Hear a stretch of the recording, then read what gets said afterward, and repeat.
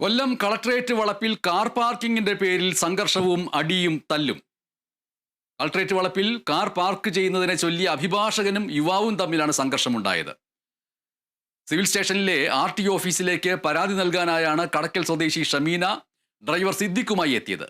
പരാതി നൽകിയ ശേഷം തിരികെ പോകുന്നതിനിടെയാണ് ഇവരുടെ വാഹനത്തിന് കുറുകെ അഡ്വക്കേറ്റ് IK കൃഷ്ണകുമാർ അദ്ദേഹത്തിന്റെ കാർ പാർക്ക് ചെയ്തത്. അഭിഭാഷകനോട് കാർ മാറ്റിത്തരാൻ ആവശ്യപ്പെട്ടിട്ടും അഭിഭാഷകൻ വാഹനം മാറ്റാൻ തയ്യാറായില്ല. ഇതേ തുടർന്ന് അങ്ങോട്ടും ഇങ്ങോട്ടും കയ്യേറ്റവും തല്ലും അടിയും ഇടിയും നടക്കുകയായിരുന്നു. ഇരുവർക്കും മർദ്ദനമേറ്റതിനെ തുടർന്ന് ആശുപത്രിയിൽ പ്രവേശിപ്പിച്ചു. ഇരുവരുടെയും പരാതിയുടെ അടിസ്ഥാനത്തിൽ കൊല്ലം വെസ്റ്റ് പോലീസ് കേസെടുത്തു. ദൃശ്യങ്ങളിലേക്ക്.